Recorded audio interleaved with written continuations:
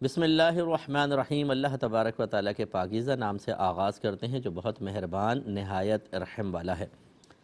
درس بخاری کا سلسلہ 2406 نمبر حدیث پاک تک پہنچا تھا، اور یہ ایک طویل حدیث جو بار بار آئی ہے مختلف جگہوں پہ، امام بخاری رحمۃ اللہ علیہ لے کر آئے ہیں کہ حضرت جابر رضی اللہ تعالیٰ عنہ کہتے ہیں کہ میں سرکار کے ساتھ ایک غزوے سے واپس آ رہا تھا، میرا اونٹ سست ہو گیا تھا تھکن کی وجہ سے، تو رحمت کونین صلی اللہ علیہ وسلم نے ہلکا سا اس کو مکہ مارا تو وہ تیز چلنے لگا اور سب سے آگے نکل گیا۔ اس حدیث میں الفاظ نہیں ہے کہ تیز چلنے لگا آگے نکل گیا، دوسری حدیث میں ہیں۔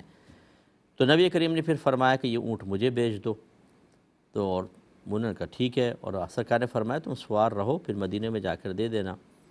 پھر انہوں سرکار نے پوچھا، بلکہ انہوں نے جو کہا یا رسول اللہ میں جانا چاہتا ہوں گھر، جیسے مدینے پہنچ گئے تو میں گھر جلدی جانا چاہتا ہوں، کیوں؟ عرض کی کہ میری نئی شادی ہوئی ہے۔ تو سرکار نے پوچھا کنواری سے کی ہے یا بیوہ سے؟ تو وہ جواب آپ نے دیا، میں نے پچھلے پروگرام میں وضاحت سے اس کو بیان کر دیا، آپ سنیے گا۔ اور پھر وجہ یہ بیان کی کہ میرے والد صاحب فوت ہو گئے تھے، بیوہ سے میں نے اس لیے کی ہے کہ وہ میری بہنوں کو سنبھال لے۔ دوسری روایت میں سرکار نے ان کو سراہا، تعریف کی اور برکت کی دعا دی ہے۔ اور اس کے بعد پھر یہ جب گھر واپس آئے تو ان کے ماموں نے اونٹ بیچنے پر تھوڑی سی ملامت کی، تم نے کیوں بیچ دیے؟ تو پانی لانے والا اونٹ تھا۔ لیکن کہتے ہیں کہ جب میں نے انہیں سارا واقعہ سنایا، پھر میں صبح سرکار کے پاس گیا، اونٹ حوالے کر کے پیسہ لینا چاہا تو اونٹ بھی دے دیا، پیسہ بھی دے دیا، اور سرکار نے مال غنیمت میں سے بھی مجھے عطا فرمایا۔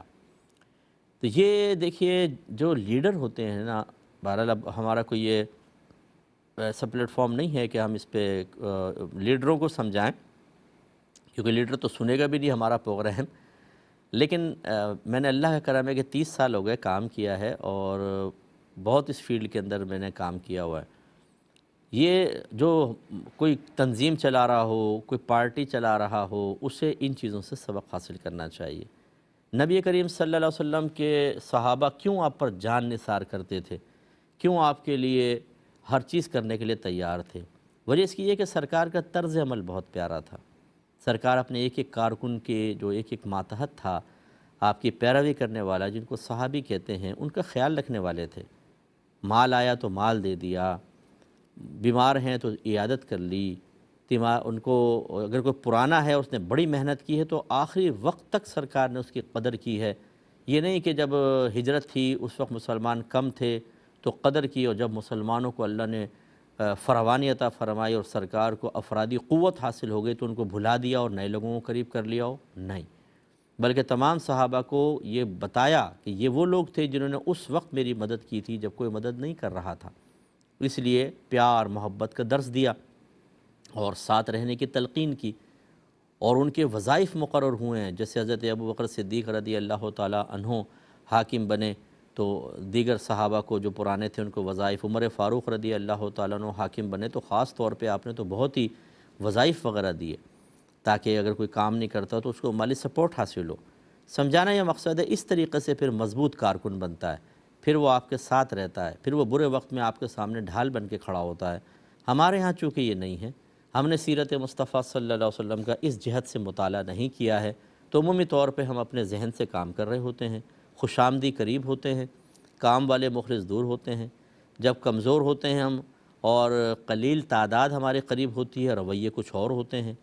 جب ہمیں عزت زیادہ مل جائے اور پبلک ہمارے گرد زیادہ ہو جائے تو پرانے لوگوں سے رویے ہمارے بالکل بدل جاتے ہیں، تو بے برکتیاں پیدا ہوتی ہیں۔ پھر یہ کہ مفاد پرست لوگ قریب آتے ہیں اور وہ کھوکھلا کر دیتے ہیں اداروں کو، تنظیموں کو، پارٹیوں کو اور دیگر معاملات میں، اور اس طریقے سے پھر وہ جب بڑا چلا جاتا ہے تو ٹکڑے ٹکڑے ہو جاتی ہیں چیزیں۔ اس لیے ذرا اس پہ توجہ کرنی چاہیے۔ اور آپ میں سے کوئی ایسا ہے کہ جو مطلب کوئی آستانے کے بڑے ہیں، اور یا پھر کوئی ادارہ ہے، کوئی آپ کی تنظیم ہے، جیسے دینی تنظیمیں ہوتی ہیں اور دیگر بھی ہوتے ہیں، آپ کے کوئی بھی ماتحت ہیں، ان کے ساتھ اس طرح کے اچھے پیارے رویے رکھیں گے تو انشاءاللہ بہت ہی برکت ہوگی۔ آگے چلتے ہیں، باب ما ینہا عن اضاعۃ المال، مال کو ضائع کرنے کی ممانعت کا باب۔ اس پر حدیث لائے ہیں 2407۔ حضرت عبداللہ بن دینار کہتے ہیں کہ میں نے حضرت ابن عمر رضی اللہ تعالی عنہما سے سنا ہے کہ ایک شخص نے نبی کریم صلی اللہ علیہ وسلم سے عرض کی کہ مجھے خرید و فروخت میں دھوکہ دیا جاتا ہے، یعنی جب خریدتا ہوں بعد میں پتہ چلتا ہے سامنے والا دھوکہ دے کے چلا گیا۔ آپ نے فرمایا جب تم خرید و فروخت کرو تو کہہ دیا کرو کہ دھوکہ نہ دیا جائے، چنانچہ وہ شخص کہہ دیا کرتا تھا۔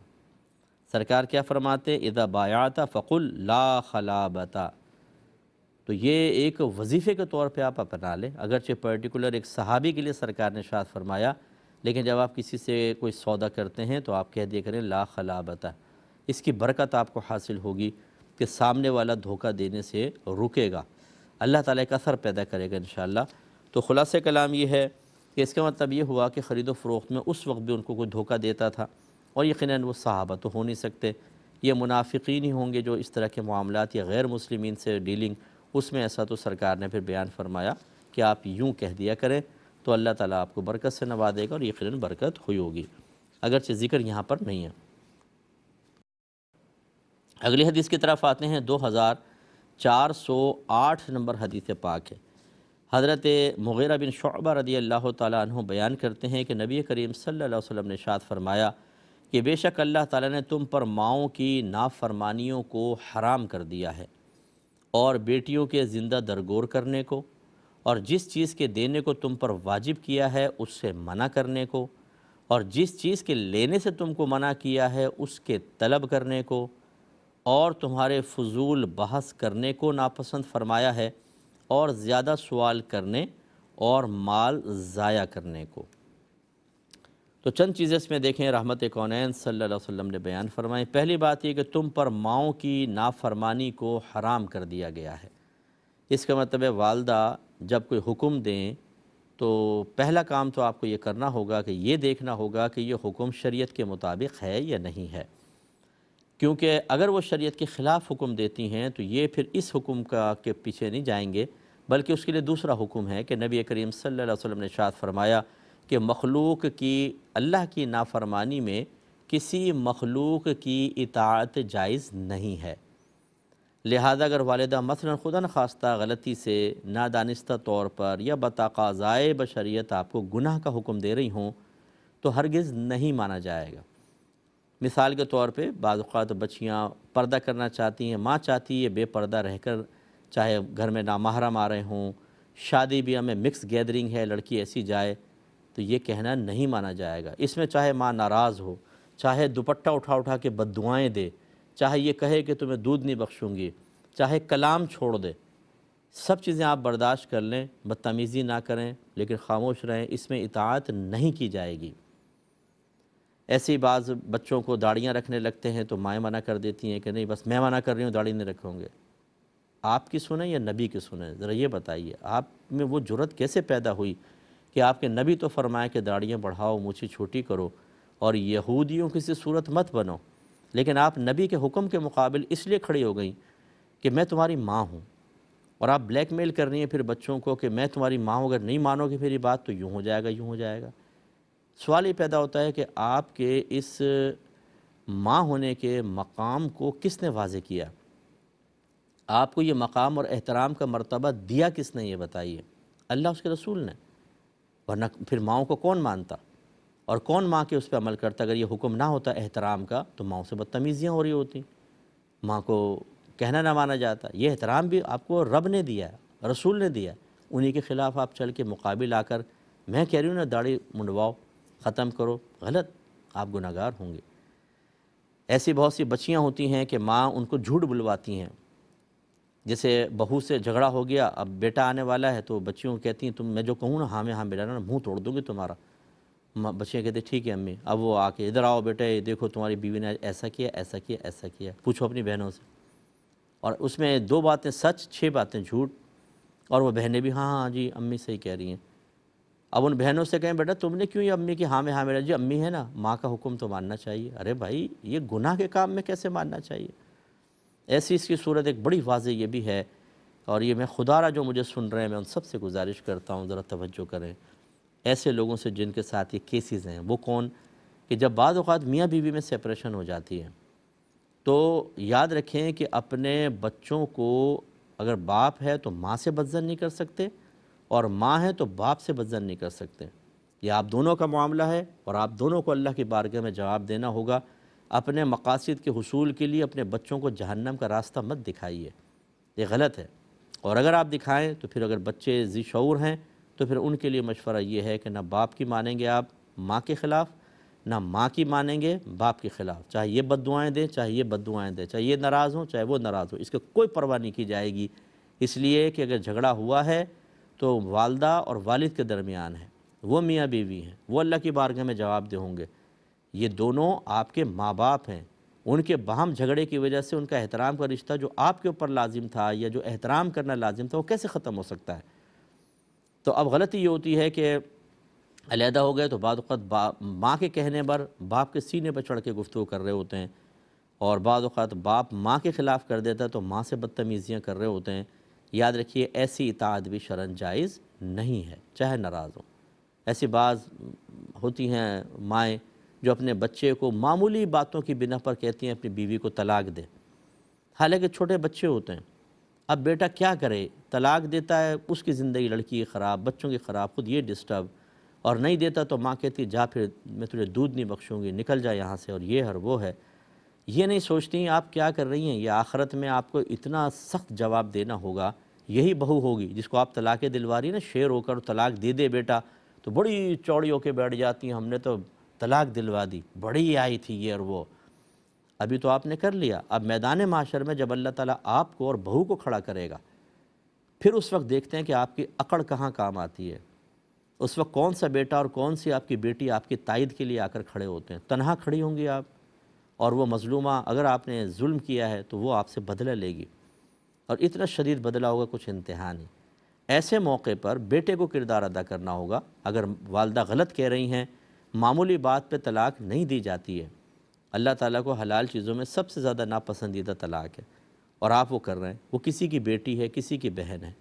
اگر آپ طلاق دیں گے صرف اس کو رنج نہیں ہوگا، اس کے ماں باپ، اس کے بھائی بہن، اس کے دیگر لوگ، اور پھر بچی مطلقہ ہو کے جب چلی جاتی ہے گھر پہ تو کتنے عرصے تک زخم تازہ ہوتے رہتے ہیں۔ ہاں رشتہ دار، کیا ہوا بھائی، طلاق ہو گئی تمہاری بیٹی کو، کیا ہوا، کیا کیا تھا؟ اب آپ لاکھ وہ بچی اپنا حق بات بیان کرے اور واقعی وہ حق پر ہو، کوئی یقین کرنے کے لیے تیار نہیں ہوتا، سامنے ہاں ہاں کر کے چلے جائیں گے، پھر کہیں گے بتایا نہیں ہوگا بھائی، ایسا کوئی طلاق دیتے ہیں، اس کا یہ قصور ہوگا، کچھ کیا ہوگا تبھی ایسا ہوا۔ آپ نے تو دو جملے کہلوا دیے بیٹے سے اور فتح کا احساس بھی حاصل کر لیا، آپ نے پورا گھر فتح کر لیا۔ پھر یہ بعض اوقات مائیں، اس قسم کی مائیں یہ نہیں سوچتی آپ نے اپنے بیٹے کی زندگی کتنی ڈسٹرب کر دی، کیا اب اس کو سکون کی نیند آئے گی، کیا اس کو بیوی بچے یاد نہیں آئیں گے؟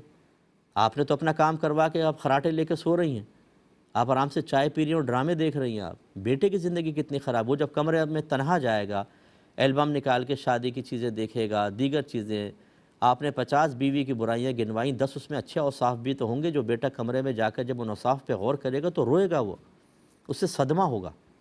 آپ نے اپنے بیٹے کو ایک دائمی غم میں مبتلا کر دیا صرف اس فتح کے احساس کو حاصل کرنے کے لیے کہ میں گھر کی بڑی ہوں۔ میرے خیال میں یہ بالکل سمجھداری کی بات نہیں ہے، اور بڑی معذرت کے ساتھ پھر میں وہیں پر لے کر آؤں گا کہ ہمارے بڑوں کو سب سے پہلے علم اور تربیت کی ضرورت ہوتی ہے۔ اچھے بھی ہوتے ہیں، ہر ایک ایسا نہیں ہے، لیکن شریعت جانتے نہیں ہیں، کہاں پر کیا کہنا ہے کیا نہیں کہنا، باطنی گناہوں کی بالکل معرفت نہیں ہوتی کہ تکبر کہاں کام کر رہا ہے، جیلسی کہاں کام کر رہی ہے، حسد کہاں پر ہے، بدگمانی کہاں ہم حرام کر رہے ہیں، کچھ نہیں پتہ ہوتا، بالکل تربیت نہیں، کبھی کوئی کتاب ہی نہیں پڑھی باطنی گناہوں کے بارے میں، تو پھر بچے گا کیسے آدمی گناہ سے، اور پھر اس پہ حق بجانب اپنے آپ کو تصور کرنا، اور پھر یہ وائرسز منتقل ہوتے ہیں بچوں کے اندر، پھر بچوں کے بچوں کے اندر، ہمارے پورے پورے گھر جہالتوں کے اندر مبتلا ہیں، نہ قرآن پڑھیں گے، نہ حدیث پڑھیں گے، نہ کوئی باطنی تربیت کی کتاب پڑھیں گے، اور جی گھر چلا رہے ہیں، ہم ہیں پیرنٹس۔ میدان محشر بتائے گا کہ آپ کے کتنے فیصلے اپنے نفس کی خواہشوں کے تابع رہ کر ہو کر سامنے والے کے لیے باعث رنج و غم بنے تھے، اور اس کا آپ کو حساب دینا ہوگا، ایک ایک چیز کا حساب ہے۔ ان السمع والبصر والفؤاد کل اولئک کان عنہ مسئولا، اللہ تعالیٰ فرماتا ہے کہ بے شک تمہارے کان، تمہاری آنکھیں، تمہارے دل، ان سب سے بروز قیامت سوال کیا جائے گا۔ 3 کا ذکر کیا ہے، لیکن مراد یہ ہے کہ ان اعضاء سے جو آپ نے کیا، خاص طور پہ دل سے سوال ہوگا۔ دل سے کیا سوال ہوگا؟